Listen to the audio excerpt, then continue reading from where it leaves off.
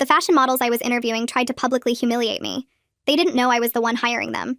I walked onto my brand's casting set, pretending to be a hopeful model because I wanted to see what these girls were like to each other. Instantly, the models looked me up and down with contempt, and a girl named Anna immediately.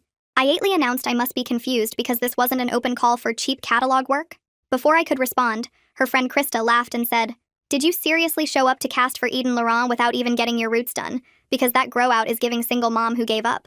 I touched my deliberately unstyled hair and mumbled something about not having time, already shocked at how quickly they'd gone for the jugular. Anna grabbed my portfolio and flipped through the test shots I'd taken with bad lighting on purpose, holding each one up while providing commentary about how my poses looked awful, and my angles made my face look like a potato. She asked if I'd learned to model from America's Next Top Model reruns, and Christ. A snorted saying, "This is the casting that makes careers. Every girl who's booked Eden Laurent has gone straight to Chanel and Dior, and you thought you could just show up looking like that?" I mentally crossed Anna off my list right then, knowing I'd never let someone this cruel represent my brand. They made me walk for them, and Anna filmed it while narrating like a nature documentary about a baby giraffe learning to use its legs. Krista stepped on the backs of my heels so I'd stumble, then told everyone I couldn't even walk in flats. Another model named Louise joined them saying, "Eden Laurent is launching in every major department store next month with a Times Square billboard. Whoever books this is set for life, and you're here wasting everyone's time." Anna noticed my dress and announced I was wearing Target to an Eden Laurent casting, which was like wearing a garbage bag to the Met Gala. Krista added that Eden had turned down actual supermodels for not being right for her vision, and I had to bite my cheek because I'd never turned down Kara, and these girls were just making stuff up. Then they got physical with Anna grabbing my waist and pinching hard while explaining I'd need to lose 15 pounds for runway. Krista lifted my arm and jiggled it, announcing my arm fat would destroy their aesthetic.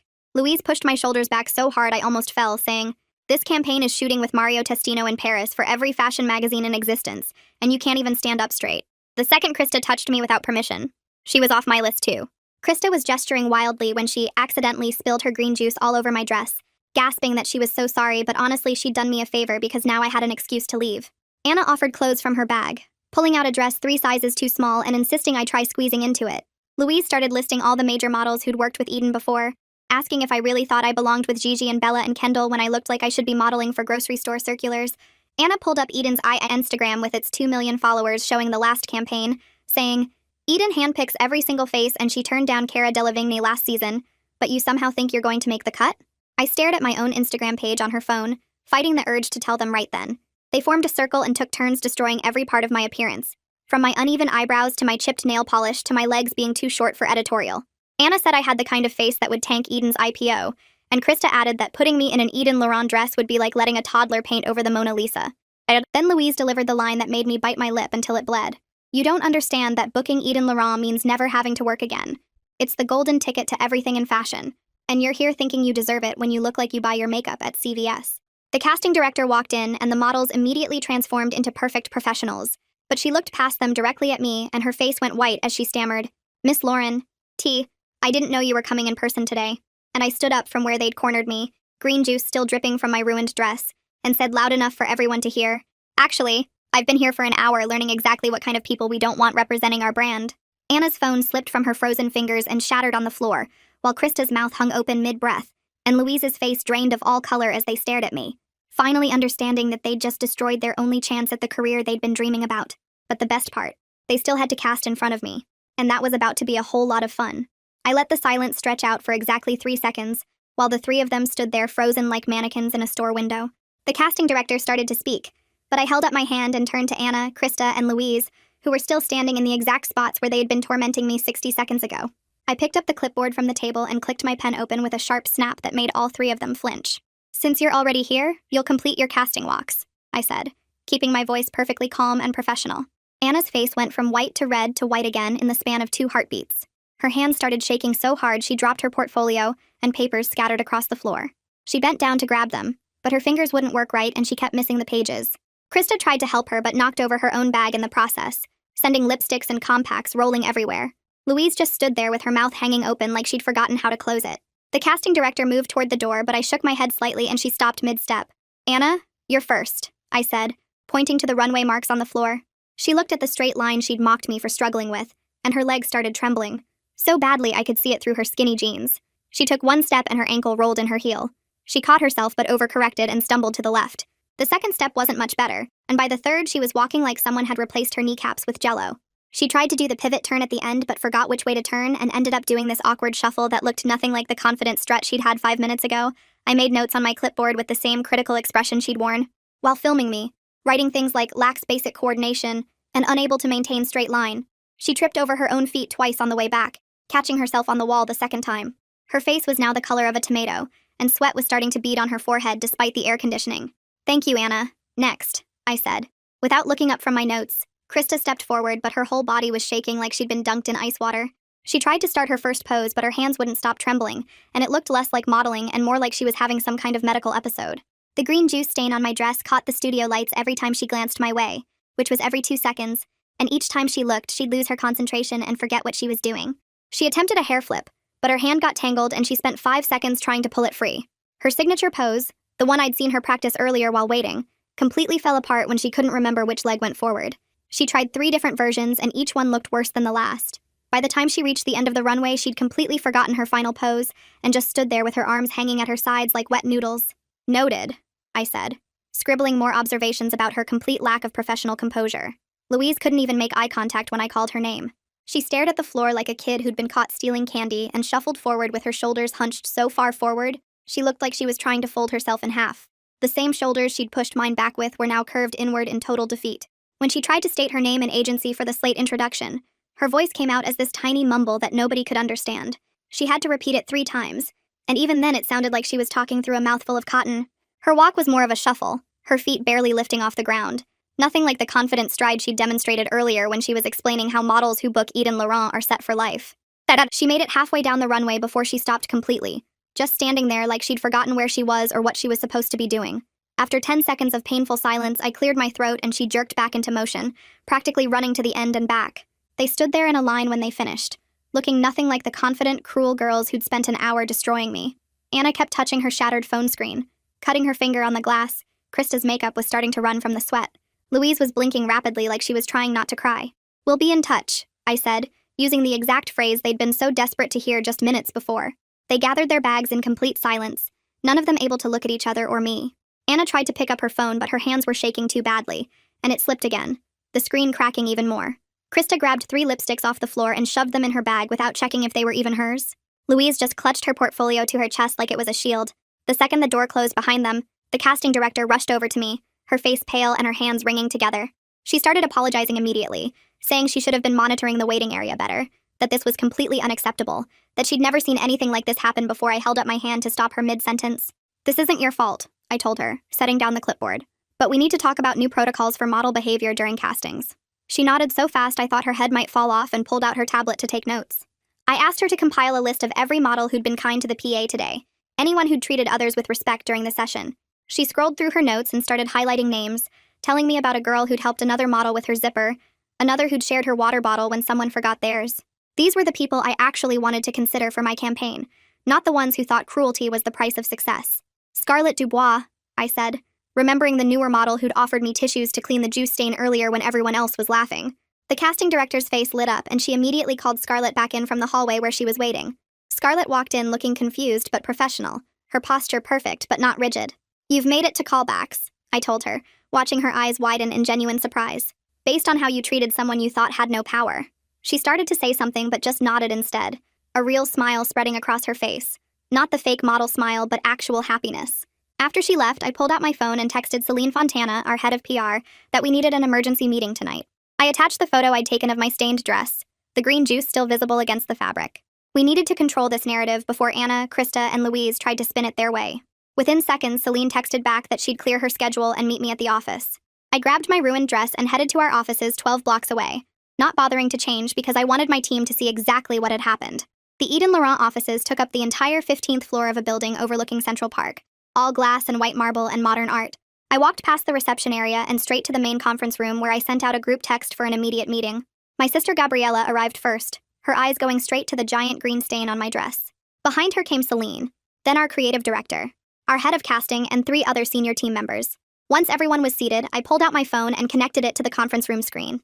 "Before I explain what happened today, I need you all to see something," I said, finding the video Anna had taken of me walking. I'd made her airdrop it to me before she left, telling her I needed it for my records. The video started playing on the giant screen. Anna's cruel narration filling the room as she compared my walk to a baby giraffe learning to use its legs. My team sat in stunned silence watching the whole thing, their faces getting more shocked with each passing second. When it ended, Gabriella was gripping the edge of the table, so hard her knuckles were white.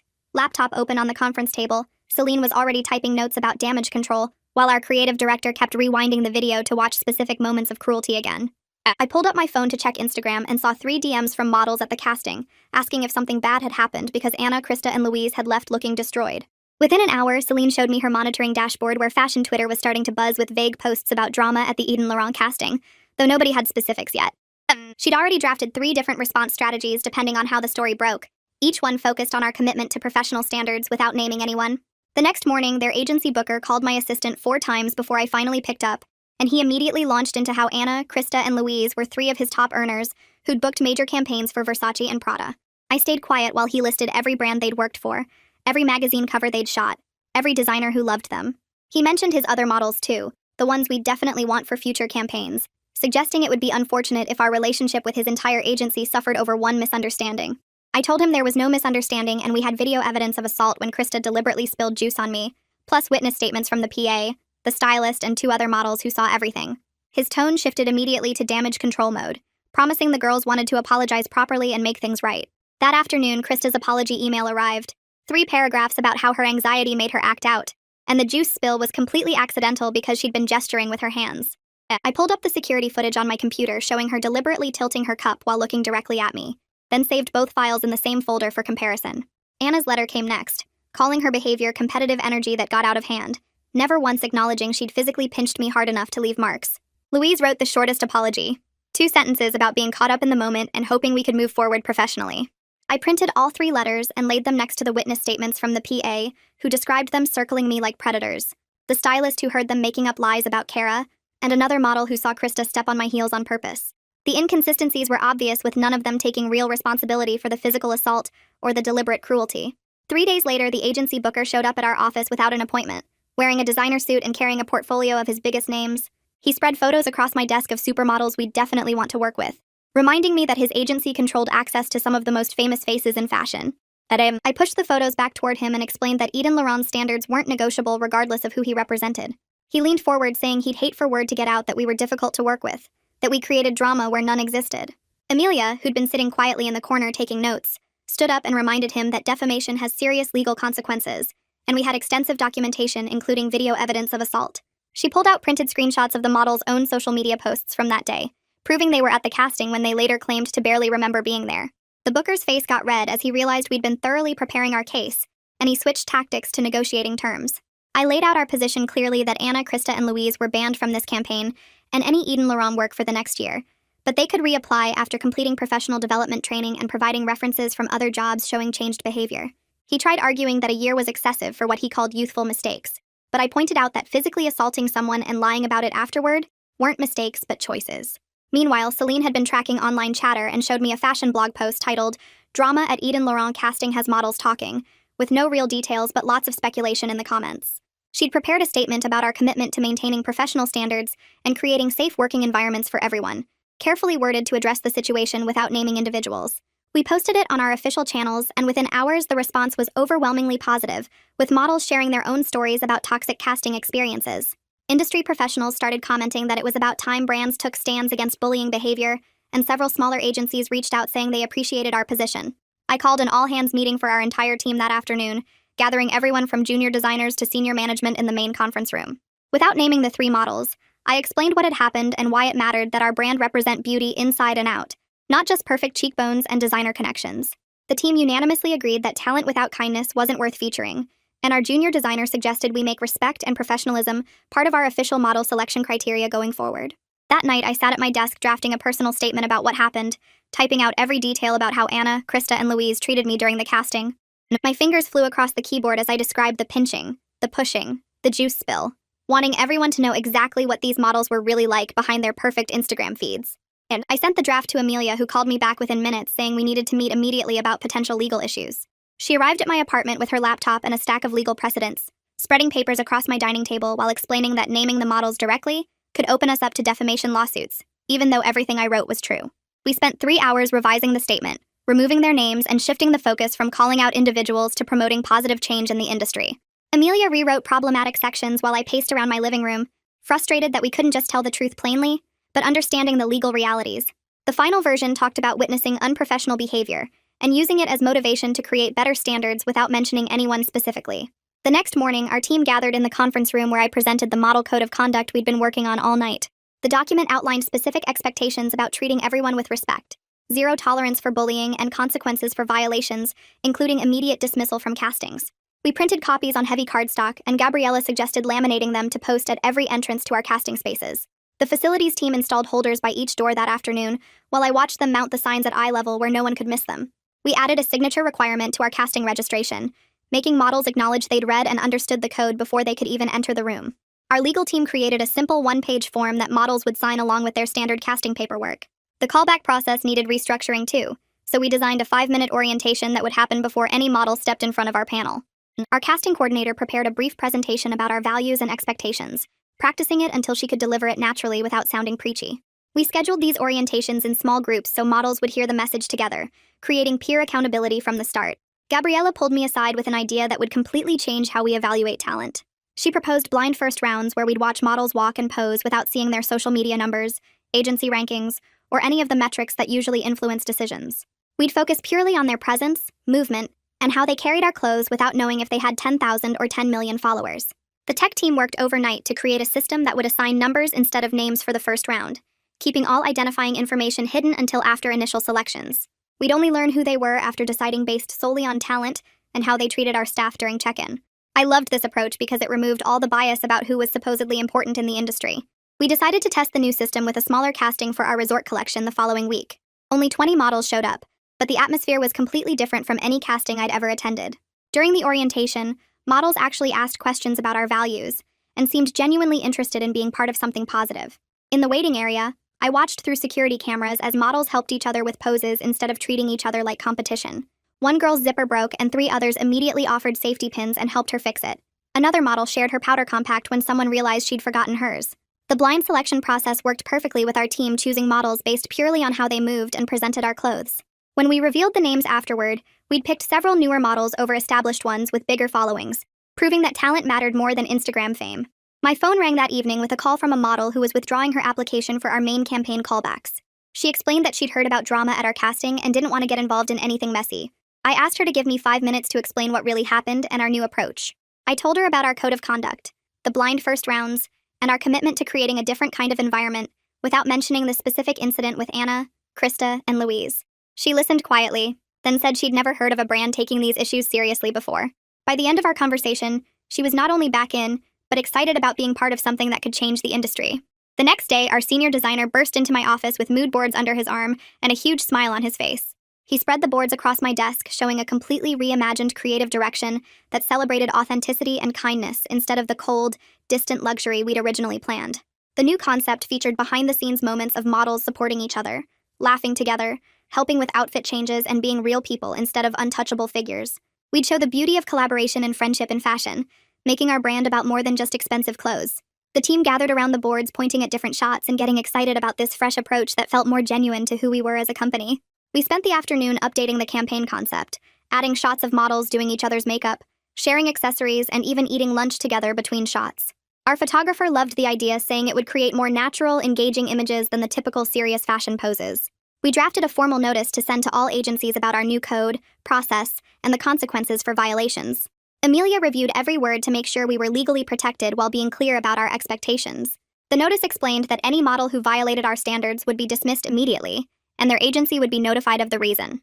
We also included information about the blind first rounds, and our focus on character alongside talent. Most agencies responded within hours, saying it was about time someone took a stand against toxic behavior in the industry. Several smaller agencies thanked us personally for creating safer spaces for their models.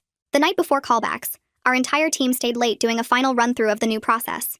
We practiced the orientation speech, tested the blind selection system, and assigned staff members as witnesses to monitor all interactions in waiting areas and hallways. Everyone knew their role, from the security guards who would watch for any bullying to the assistants who would document any incidents. I walked through the facility checking that our code of conduct signs were visible everywhere and that we had cameras covering all common areas. We were ready to show the fashion world that success didn't require cruelty, and that kindness could be just as powerful as killer cheekbones. The next morning, I arrived at the studio 2 hours early to watch the models arrive and check that our new signs were visible everywhere. Groups of 10 started filing in for their callback slots, and I stood at the front of each group holding our printed code of conduct while reading the key points out loud. The models nodded along, and several actually smiled when I mentioned the part about supporting each other during the process. The atmosphere felt completely different from our usual castings, with models actually talking to each other instead of sizing up the competition. I watched them help each other with outfit adjustments and share makeup tips while waiting for their turns. Our staff members positioned throughout the space took notes on every interaction, and I saw several models offer water bottles to others who forgot theirs. Then at 11:30, Anna walked through the door with Krista and Louise right behind her, followed by a man in an expensive suit who had to be their agent. They approached the desk asking to speak with me privately before the callbacks, and I agreed to meet with each model separately in the conference room. Anna came first and sat across from me with her hands folded while I pulled out a folder containing witness statements from the PA, the stylist, and 3 other models who saw what happened. And I showed her the security footage on my laptop of Krista deliberately spilling the juice and her own video she'd taken while mocking my walk. She stared at the evidence without speaking as I explained she wouldn't be in this campaign but could reapply next season after completing professional development training and providing references showing changed behavior.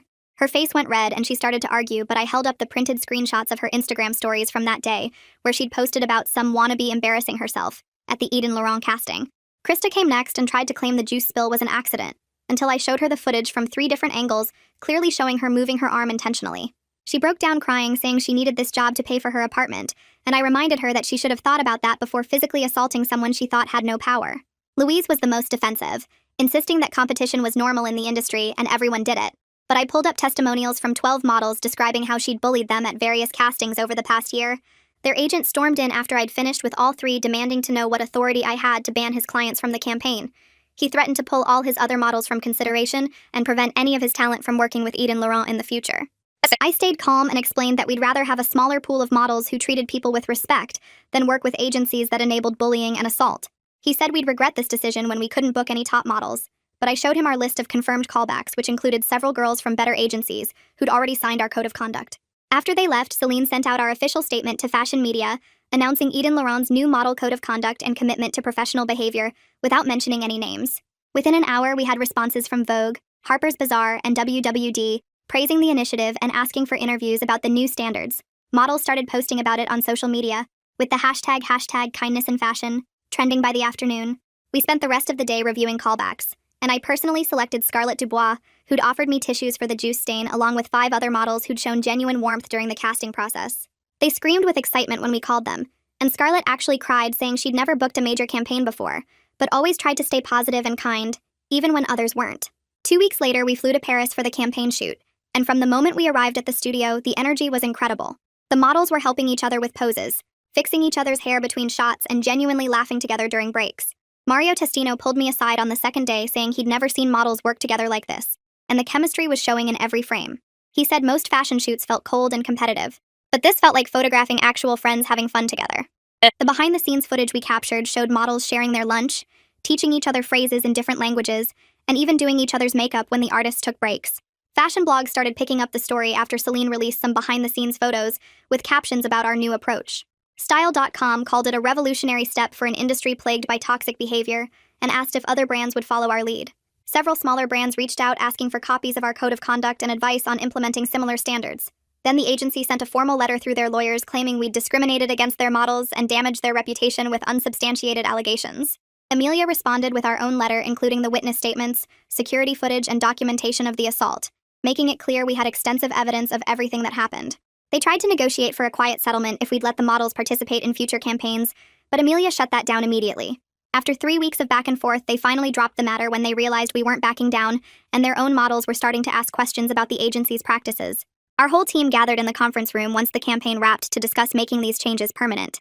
Everyone agreed unanimously that the blind first rounds and behavior standards had created the best casting experience we'd ever had and should become the foundation of Eden Laurent going forward. I walked straight to my office after the meeting and pulled the stained dress from the closet where I'd stuffed it. The green juice had dried into weird patterns that looked like abstract art. I spread it flat on my desk and called our framing guy who usually handled our campaign prints. He showed up within an hour and measured the dress while I typed up a small plaque on my computer that just said, "The day everything changed." 3 days later, the dress hung on my office wall in a simple black frame. Every person who came in for meetings stopped and stared at it. I'd tell them the story and watch their faces change from confusion to understanding. The dress became this weird symbol around the office, People would bring new hires to see it and explain what we stood for. 6 months passed faster than I expected. One morning, Amelia walked into my office holding a stack of papers. Anna, Krista, and Louise had finished their professional development training. They'd completed anger management courses and workplace behavior workshops. Their certificates came with letters from their instructors saying they'd shown real growth. The three of them had reapplied for our spring collection, which was smaller than the main campaign, but still a good opportunity. I read through their new applications, which included personal statements about what they'd learned. Anna wrote about understanding how competition had turned her cruel. Krista talked about learning to support other women instead of tearing them down. Louise admitted she'd been so focused on success, she'd forgotten basic kindness. We decided to give them a chance on the smaller campaign. When we called them, they cried on the phone and promised they'd prove we made the right choice. The main campaign launched 2 weeks later. The Times Square billboard went up at midnight and people started posting photos immediately. Every fashion magazine ran our ads showing the models laughing together and helping each other with poses. The behind-the-scenes video went viral with 5 million views in the first week. People kept commenting about how different it felt from normal fashion content. Sales went crazy from day one. We sold out of 3 styles in the first week and Barney's had to reorder twice in the first month. The warmth between the models and the photos made people actually want to buy the clothes. Fashion bloggers wrote pieces about how kindness was the new trend. Other brands started calling Celine asking about our casting process. Within 3 months, Versace announced new behavior standards for their shows. Gucci started doing blind first rounds for castings. Even smaller brands began adding kindness clauses to their contracts. Models started treating each other better at castings because they knew brands were watching. I sat in my office one afternoon looking at the framed dress while reading an article about the industry changes. We hadn't just fixed our own company. We'd actually helped change fashion culture itself. All right, that's all from me today. Thanks for sticking with me and letting me throw all my questions out there. Until next time, stay curious. Like the video, it helps more than you think.